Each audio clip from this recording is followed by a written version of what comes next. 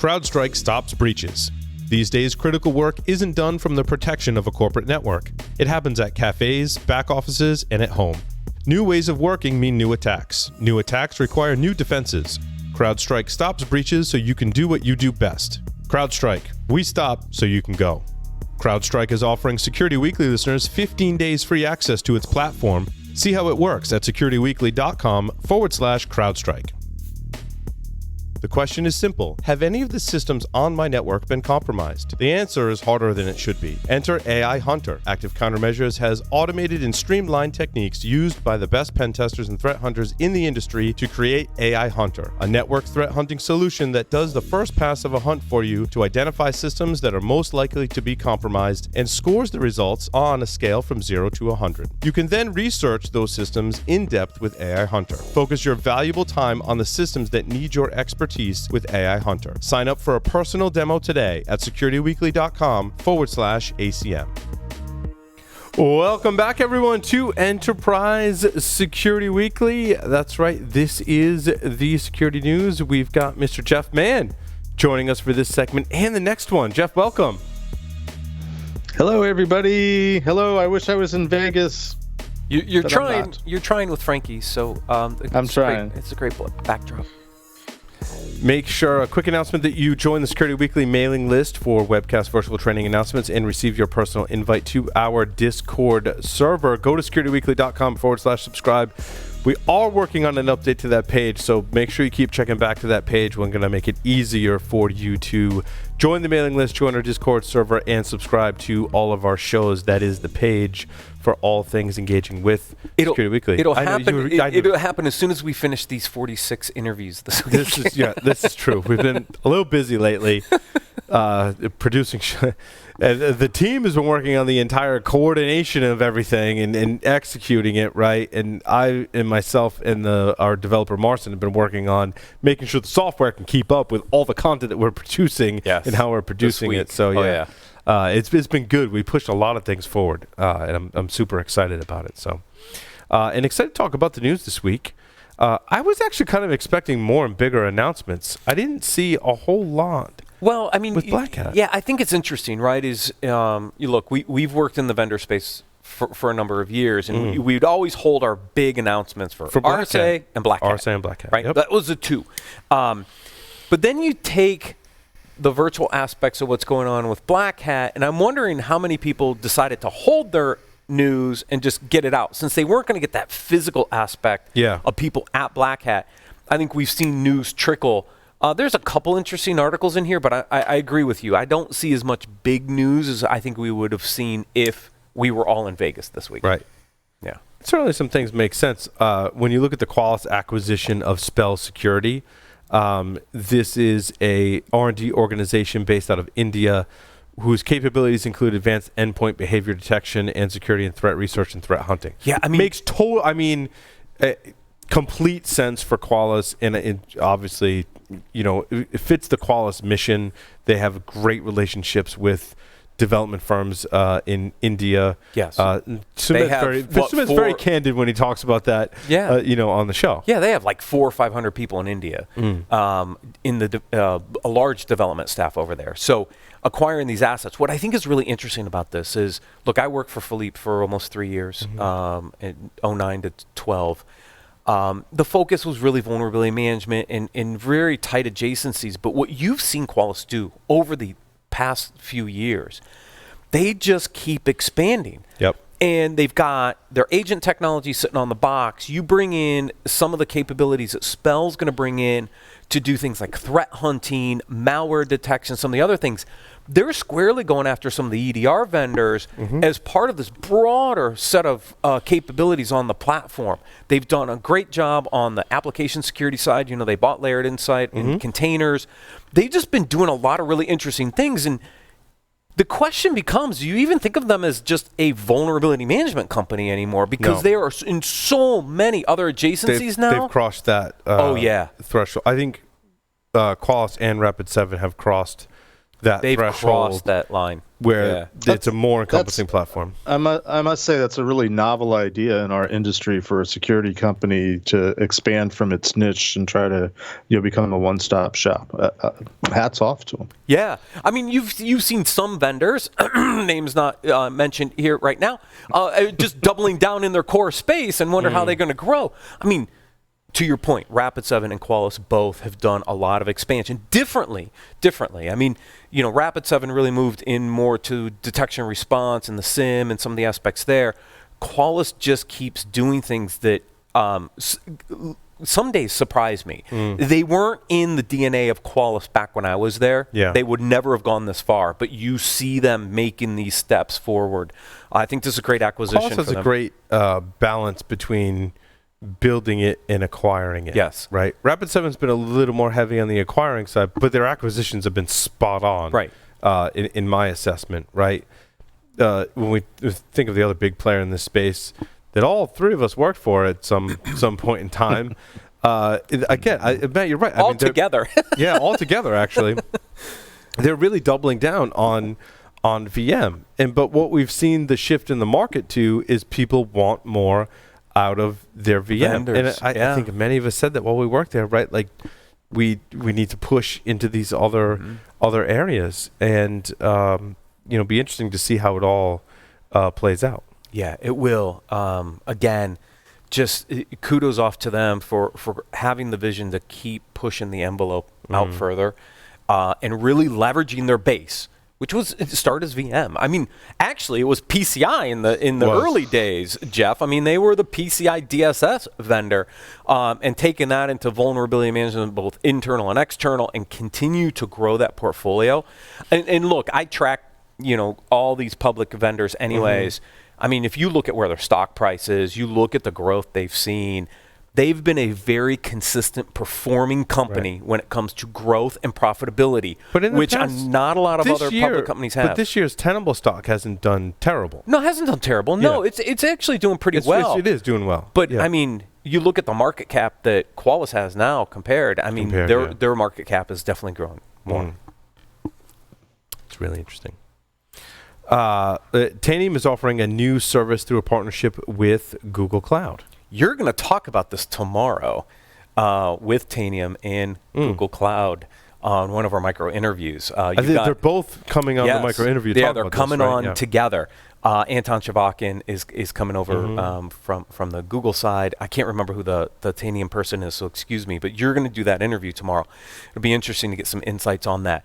It's an interesting partnership. I mean, you're bringing the EDR, some of the EDR capabilities from Tanium with some of the SIM and intelligence and analytics stuff from the Chronicle side. It's actually, I was a little interested because this is kind of a little bit of a resurgence of Chronicle, right? We saw Chronicle kind of fall off a little bit, and now you're seeing some push. My assessment of that is it's organizational changes. Right. It's just shuffling around. I mean, Google's a gigantic company, to state the least, right? And they've got great technology with Chronicle. There's a lot of buzz about that. And it did kind of slip off, but that was just because of internal organizational changes, and they're kind of resurfacing in a newer structure. And I don't think that speaks to the effectiveness of the technology. It was really just an organizational structure. Yeah, because they kind of pulled the Chronicle umbrella back under Google Cloud and did some reshuffling. So now you're seeing that resurgence come out. It's a pretty big announcement for the two of them. They pulled reCAPTCHA, which is not really the like we talked about in our webcast, not really the CAPTCHA that you know and really hate, because they realized that the product needed to go to the next level and have built an absolutely amazing product in terms of bot detection, right? Which is really what it is today. So don't be kind of thwarted by that. Oh my God, it's got the word CAPTCHA in it, whether it's reCAPTCHA or CAPTCHA, it's got CAPTCHA in it, and that means I got to select these crosswalks and traffic lights, and everyone hates that. Right. No, they realized that was not the solution moving forward. So I'm really interested to see what comes out of Google Cloud, because they've really taken all of the things that were, I think, spread out amongst Google, consolidated them under the overarching cloud team, and are really pushing forward. This is where I thought Google had its niche on the cloud platform a long time ago. And I think they finally realized it as well and went, wait a minute, we've got all these great security assets. How do we integrate this in with Google Cloud and really differentiate ourselves in the cloud space? So yeah, it's happening. It's just happened slower than I would have liked to see it, because I thought it gave them a differentiated advantage as a cloud provider. I like the CyberArk announcement. I've heard a little bit about this. I haven't really dug into all of the details. Well, you need to do some CyberArk work anyways, because after we had them on, we're like, yeah, we got to put all of our keys and credentials and stuff in their vault. I didn't dig into this one deeply. It's not just their vault, but it's their, I forget what they call it, but it's basically the credential kind of proxy. Right. Yeah. That shim that they have. We talked about with Brian Kelly. I was impressed with that. Yeah, that was from research vaults. We haven't put one in our products yet. But after hearing what Brian was talking about on a previous ESW segment, I was really impressed. Yeah, this is bringing in shadow admin accounts into Azure and AWS cloud environments. So again, I think a lot of this is leveraged off of the Conjur acquisition, which already had some of that presence in some of these environments, and now they're bringing more of their privileged access capabilities into those environments where I think it's addressing the problem that I get yelled at by Marcin all the time, because I just log in as root as in AWS, and that's really bad, and I'm guilty of that, right? And there's a lot of different ways to carve up roles and policies in AWS, and you should do that, and don't use me as an example. Yes. Yeah, don't. You just store them in environment variables. Oh. Well, and not just the secrets, but, you know, making changes in AWS and things like that. I don't know. I find it a lot more fun to write the code and not manage all of the policies in RBACs, basically, right? Yeah. But that's super, super important, and you really do need to have a team. And Marcin's, filled that role nicely, like filling the role of, like, don't do stupid shit in AWS, right? Like, you need that person or that team in your enterprise to be defining how AWS is configured so that engineers can do their jobs, right? I'm the engineer, I just want to do my job, right? I'm because I look at all those policies, and I'm like, yeah, I can, I do it sometimes, but I'm like, I'd much rather be doing the engineering work than basically the RBAC in AWS. And that's what this is really, I think, speaking to. Yeah. I got Chris Weisselbull coming on tomorrow from Veracode. They're open sourcing something, right? They're creating a community edition for Veracode Security Labs, which gives free to use alternative to their enterprise edition. So I don't know if that's what we're going to talk about tomorrow, but I will have Chris on tomorrow. I haven't talked to him in a few years, so it'll be fun to interview him and see what Veracode's doing. An increasing trend of security companies making open source and or community editions available, which is great. Don't get me wrong. I think it's great. However, the double-edged sword is it's still really hard to move people from that community edition over to the enterprise version. It's still, we talked about this over the past years, right? Mm-hmm. But it's still, in my assessment today, very hard to move people between those two different models. Well, we experienced that with Nessus when we were at Tenable. We see it with SaltStack. Mm-hmm. And we see I was going to say, and Nessus started open source. Mm-hmm. Way back in the day. Right. So 98. They did the reverse model. Yep. Right. They closed sourced it.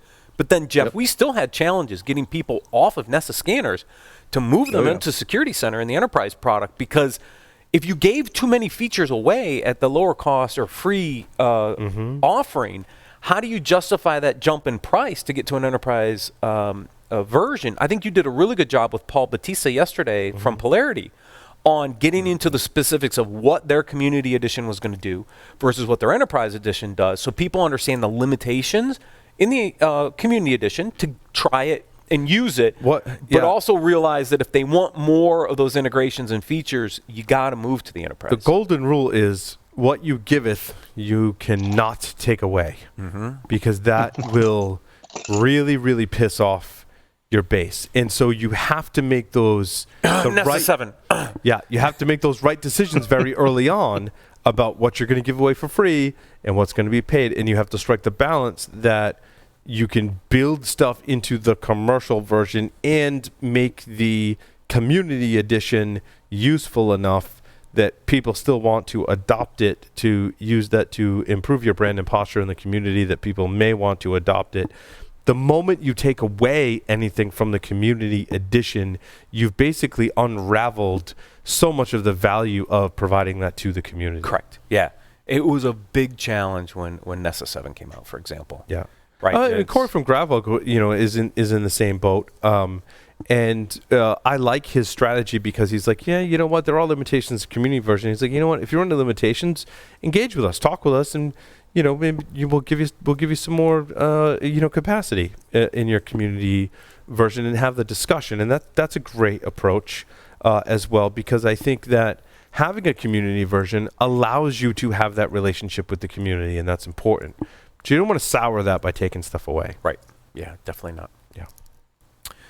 Where do we want to go next? That was AppSec. There's a couple more AppSecs in here.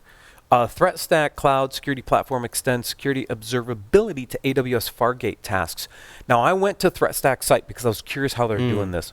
My assumption, and the Threat Stack folks can correct me if I'm wrong, my guesses are probably using a sidecar proxy in Fargate to do it, a sidecar container to do it, because Fargate gets really, really interesting because Fargate only really allows you to spin up containers in Fargate. You don't really have access to the underlying infrastructure.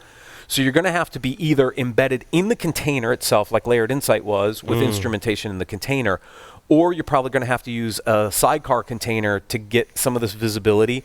My guess is sidecar, but I couldn't verify it on their website. But I think as we move into this concept of serverless, Fargate is a very interesting platform. Well, it's a hybrid. Right. I mean, because you push to the next level and you're in Lambda, right? Right. You go down one step from your ECS Fargate, or EKS, and you're in a camp of EC2, EKS, or ECS, right? And again, kind of going back to our community example, those decisions are really, really important, because if you make one decision, you go down a path, and then you want to switch, it's a complete pain in the ass to want to switch to something else, because they all work very differently in terms of how your application is deployed, and you're going to spend a lot of resources retooling, right? Yes. If you're designing for Fargate from the start, you're going to have a great time, right? You can probably easily move up into Lambda, right? Because you can kind of extrapolate that.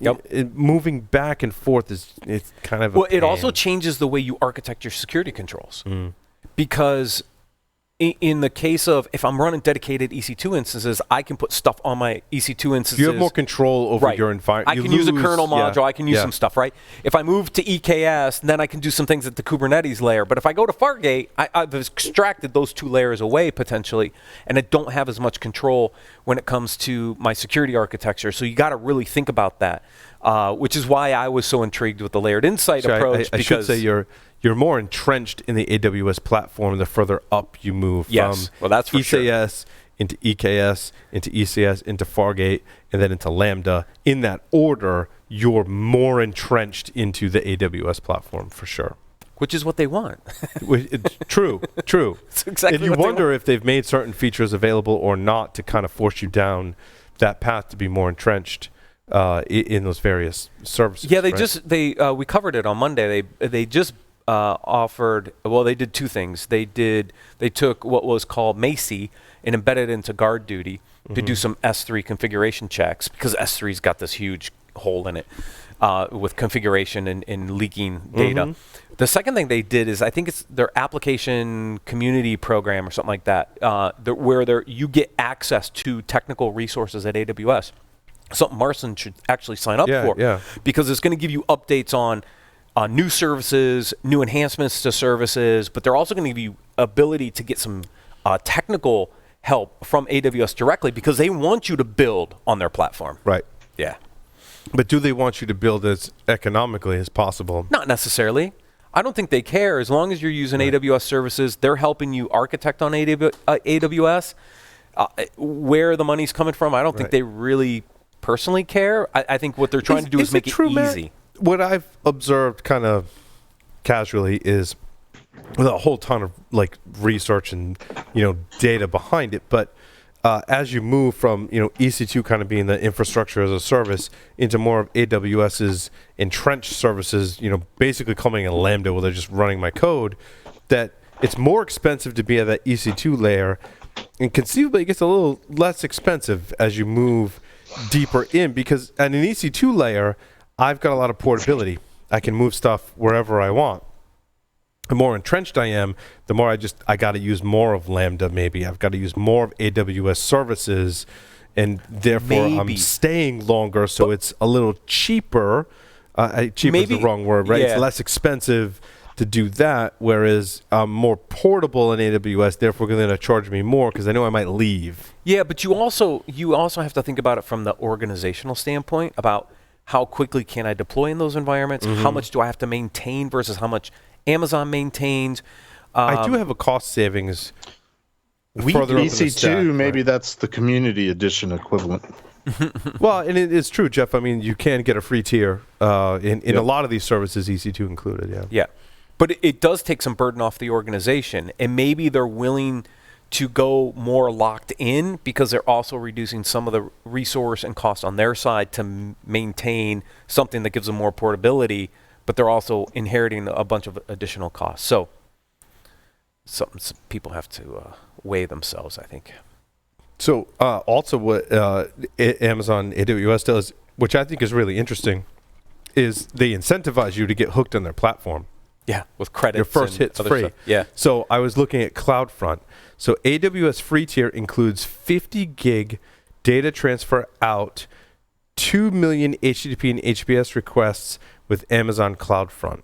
And when I dug into the details, I'm just reading from their main CloudFront page. When I dug into the details, that was a year. You're limited to 12 months. After that, then you got to start paying for it, right? I thought that was really interesting business. First hit's free, you pay for the next one. But your first year's worth of hits are free. Yeah. All right? Up to 2 million hits on HTTP and HTTPS. That's a lot of hits. Right, there you go. It's only 50 gig. I mean, we would run through 50 gig pretty fast here. That depends on what time frame they're talking about. Is that monthly? Is that yearly? Oh, is good that, question. You know what I mean? But my guess is that's maybe total storage, because we would fill that up pretty quickly. Well, don't forget, it's not, Oh yeah, it's transfer. It's transfer. So you're not necessarily like everyone's downloading the entire file, right? It's for however much the transfer is. That's true. So yeah, 12 months of free tier access. And when you click on the link, then it says 12 months, which is interesting. It doesn't say it on the main page. Of course. Sign up, and then you find out it's 12 months.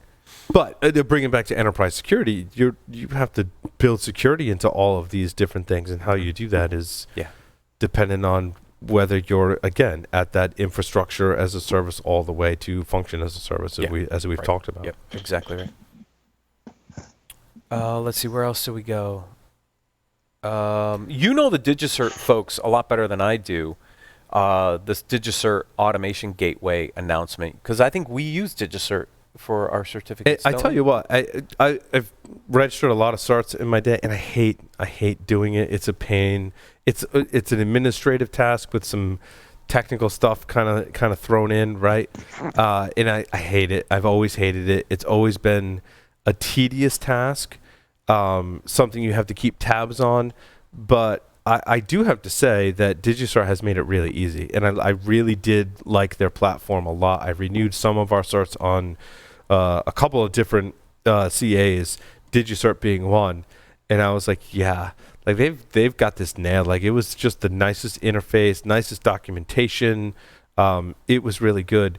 I'm not sure what the automation gateway does. So it allows you to securely monitor, automate, and process certificate lifecycle events through their proxy connection. So one of the pains want that. I don't want to be an admin that has to worry about all these certs. Right. And you don't want DigiCert's addressing that challenge. Right, because when the cert expires and you don't know about it and stuff starts failing. So with this automation gateway, you find out once it's expired. Exactly. Especially if you're a security company, your user base tells you right away, not only when it expires, but if that certificate's not quite right, doesn't have the whatever right properties or whatever it is, you know about it right away. So they're managing the life cycle of the certificate, which I assume also means expirations and renewals and other things to make certificate management a heck of a lot easier. But that's the difference between, what's the, oh my God, I'm blanking on it, the free EFF certificate. What is that called? Everyone's yelling at me right now that I can't think of it. I'm drawing a mental blank. Anyway, that one is only good for, some of them are only good for a year. Whereas if you go with a managed service, they're good for longer and they help you with the renewal process. Yep, exactly right. Yeah. So we don't let our certificates expire, please. Well, we try not to. It's hard with a small team too. Yeah. Right. Well, and we also have certificates various places. We got them on the wiki. We've got them on WordPress. So we've got them in a few different places. And more and more things are requiring that. Let's Encrypt. I was like drawing a blank, right? So Let's Encrypt lets you do a certificate for free. And I use that in a project that we're going to start using in the coming weeks, right? Knowing that it's only good for a certain period of time. However, the applications, and this was for like open source OBS, like you have to have a real certificate, and I was building a proxy for it to do RTMP, and I wanted to use SSL in order to do that, right? Coupled with authentication was the next piece I have to do, and hopefully I'll do a tech segment on an upcoming show, whether it's this one or PSW, right, on how to do that. But I had to pull a real certificate to do that. And since I was still kind of testing with it, like I went with Let's Encrypt, but once I got that process locked down, I would totally turn to DigiCert to get that, that 5-year, 3-year certificate, and have it managed in that process, which is big. Yep. Oh, where else do we go? Aqua is now available in the Red Hat marketplace, so that's helping them with both Red Hat and IBM. Cloud environments makes sense. I mean, Red Hat's been doing a big push to get a lot of integrations into the Red Hat marketplace as they continue to push forward with their cloud capabilities. So OpenShift is still bigger than Docker and Mantis and all those other platforms that are out there. So it's a very Mantis, like the ticketing system. Who bought Docker Enterprise? Oh, yeah. It wasn't Mantis. It's not Mantis. Mantis is the ticketing system. Yeah. I think it starts with an M though. Yeah. Yeah. But again, Red Hat from a container orchestration platform was bigger than Docker. Mirantis. I knew we were close. It was very close to Mantis. Yeah, that's why I went to Mantis. But so this makes a lot of sense for Aqua, who's really focused on the container side, integrating in with OpenShift, which is still probably the predominant container orchestration platform out there. This Polyrize. Have you heard of Polyrize before? No, brand new. I did pull up their website because I was curious what they do. They solve identity complexity at the speed of cloud. So it looks like an identity management system in the cloud. So which means they're probably going to compete with folks like Okta and some of the other ones, maybe, I guess. So it says Polyrize is proud to be the first solution to offer identity privileges and access security to solve for fragmentation across the cloud. I don't think that's true. No, because... I'm just saying. I mean, Polyrize could have a great product, and I don't want to pick on them because I haven't heard of them before, and they could have an absolutely amazing product, but when you read that statement, my detector goes off and says Spidey senses are tingling. Spidey senses are tingling anytime you say you are the first solution to offer identity privileges and access security for fragmentation across the cloud. Not necessarily the case. There are basically, I would say, most offering solutions in the identity and access management are supporting multiple cloud environments. I think at the whole CASB thing that's also solving a lot of those issues as well, more on the visibility side, not identity side. So I would... I think Ping, SailPoint, and CyberArk, which are all... Centrify. would all take issue with that. Yeah, I agree. Yeah. And it's not only again... also, just to kind of pick on the announcement, which I somewhat hate. Well, I don't hate doing it. I sometimes like doing it, but I don't want to, kind of pick on Polyrize, right? But when you say you're the first, and that's what you're messaging on, you don't want to be first. You want to be best. right? You want to be this isn't a differentiated. technical thing, right? Right. You want to be differentiated. You want to be the best. First is, okay, that's fine, right? That doesn't mean you're the best solution to solve my problems as an enterprise when I'm facing the identity and access issue across multiple cloud providers, right? I basically don't care if you were first or last. What I care about is that you solve the challenges and problems that I have, and can be very easy to deploy and be a secure solution in all of those things, right? Yep. Not so much like first is don't message on that, basically, is my advice to companies. Yes. Agreed. I mean, you want to be differentiated. Right. Yeah. And they could have an awesome differentiated solution. So lead with that, right? Not first or whatever, Right. or first or only, or, all that stuff. Yeah. Talk about best. What do you do best? Yes. Risk IQ joins Palo Alto Cortex XSOAR Marketplace. Palo Alto is really about the marketplace. Well, It's interesting because they had it with the core kind of air quotes next generation firewall, right? They had that marketplace. And it seems like they're doing the same thing with their Cortex platform as well. they are, and they're probably doing the same thing with Prism on Prism the is their application, application the side. application side. It was interesting when I had the interview with Richard Steinen yesterday. Yeah. And he made the He statement. is the grim reaper of security markets. He Yeah. is. And he basically said, yeah, the VPN and firewall markets are dead. He goes, it may not happen tomorrow, but you've seen. But he's got a good track record of calling things dead, right? And what you see is Palo Alto definitely had made some very interesting acquisitions to shift away that potential loss of revenue at the firewall level. Yeah. Into things like Cortex and into Prism to really give them more capabilities. You saw Checkpoint do some of the same things. I think the one vendor in the space that's going to struggle maybe a little bit is Fortinet, because I haven't seen them do as much pivoting yet. Yeah, but Fortinet, they have done some acquisitions and pivoting, and they do have the OT and ICS angle that they're working in. I think a lot of providers and basically the folks that need that core networking physical hardware.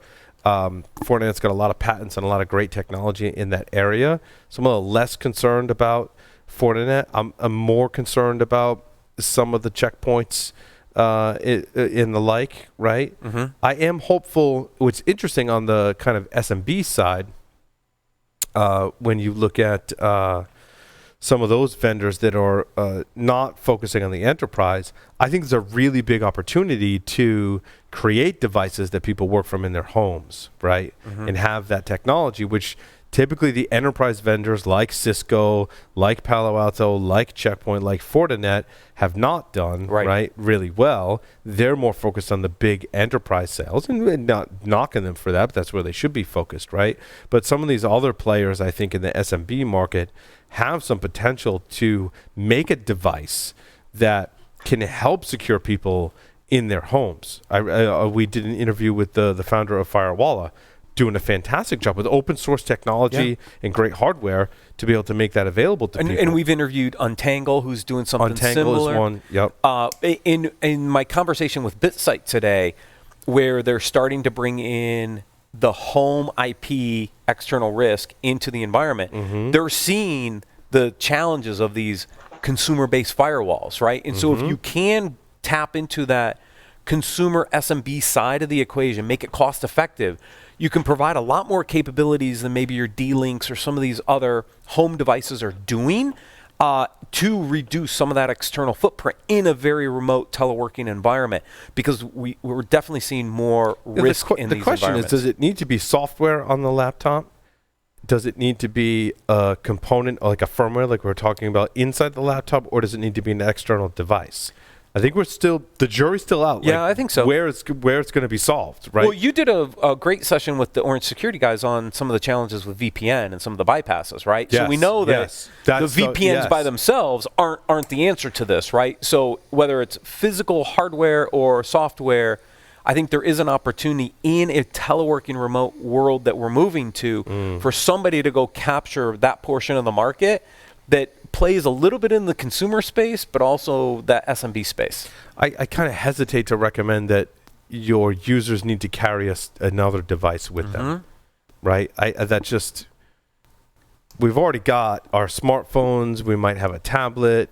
We might have a 4G modem. We might have a laptop. We're on device overload already. Similar to agent overload, we're on device overload already. How about, Paul, how about a smart secret decoder ring?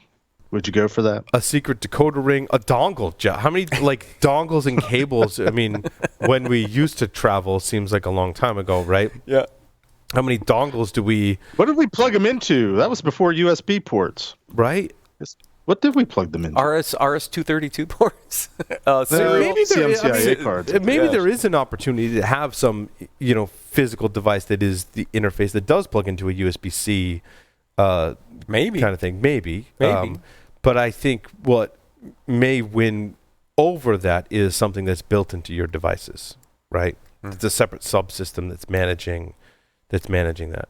See, if you had a USB or USB-C dongle that your network connected to, with Wi-Fi, it have to be Wi-Fi, right? Because we don't have Ethernet is long gone in hotel rooms, so we that's know that, true. right? In the hotel rooms for sure. Yeah. I mean, at home, I'm still hardwired, sure, because I maximize my bandwidth by being hardwired. How many podcasts a week? Yeah, exactly. True. Right? Yeah, 3 to 4. We're the anomalies, yes. right? That plug our systems in that do that, right? And segment their home network to make sure that I keep that segment isolated from all the rest of the home stuff. But but if you did have something that was a dongle that plugged in that could overcome some of the security exposures that, like we talked about with the folks from SensePost and things like that, right? When you are traveling or working from home, and can help mitigate some of those exposures on those. You're basically on a hostile network, whether you're at home, at a coffee shop, at a hotel, or at a conference. Yep. Right? Doesn't matter. I think there's a big opportunity for someone to really solve that problem.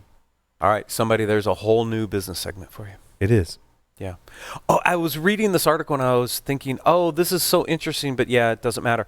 Google and Microsoft, well, it doesn't for us necessarily. Microsoft and Google are working together to do a better job with email, but it's all about Exchange on Android. And it's like, well, I'm not Android, you're Android, but you're not Microsoft Exchange because you're G Suite. So it didn't work for us. But, there are a lot of people that are definitely Exchange-based, O365-based. Excuse me. What I think is interesting, though, in the enterprise, and in some of our micro interviews, I didn't have time to go in because they're 15, 20 minutes, right, is Chrome OS. Some of the Security Weekly hosts and I were really hopeful and speculating that this could be the year where we do see a talk about Chrome OS and security research in that arena, but largely we haven't seen it. And that could be because the enterprise adoption is so low that most of these devices are home user devices, not enterprise devices. But is there an incentive to do that? So here's where I think the gap is. Because this story ties into that. Yes, it if would. Google can include that old 365 support and build it into Chrome OS, now you're going to see a much more wider adoption. I truly believe that there is going to be a period of time, and it may be a pretty long time, where there's going to be a lot of vulnerabilities that are uncovered in Chrome OS because largely we're not covering them on the show, which means if people are finding vulnerabilities, they're holding them close to the chest and not disclosing them. It was interesting because I think one of the reasons why we don't see a lot of Chromebook adoption, Chrome OS adoption in the enterprise is how do you centrally manage them? Yeah, they're largely based on you can with G Suite.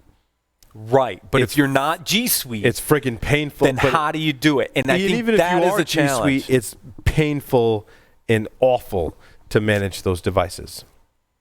But if they can build it into that they're integrated with Microsoft, which is where this announcement seems like it's going. And now you can tie that into AD, and now you can centrally manage these Chrome OS devices. Maybe Chrome OS picks up enterprise adoption because now you can centrally manage them from your O365 site. That might be an interesting opportunity. But I still think Microsoft wants you to buy a Surface to do that. But still the price point is a lot higher for a Surface. Wow, I don't know. I haven't done extensive research on that, but it depends. Your higher end, in my research, your higher end Chromebooks that are from Google, right, and your MacBook Airs and your Dell XPSs at a certain level, like I want to say Core i7 with at least 8 gigs of RAM are like pretty much the same price, right? So you basically get to pick your operating system. To have Chrome OS gain adoption in that arena, I don't know if Microsoft's going to be all about that, because it might eat into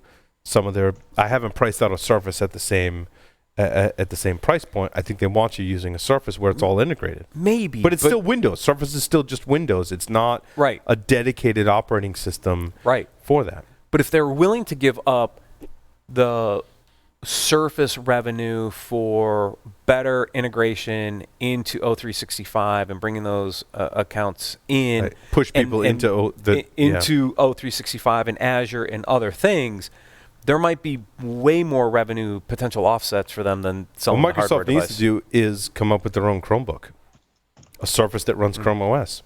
There you go. How novel would that be? There you go. What a turnaround for Microsoft, though. But they're headed in that direction, Yeah, right? they are. They really, truly are. They've really kind of let go of, we hate open source, and Windows is the only operating system, right? Yeah. All right. I think that's it. I think we exhausted it. Yeah. Let's take a short break, come back with none other than our very own Jeff Mann talking about MITRE ATT&CK and how it ties into the PCI DSS standard. Stay tuned.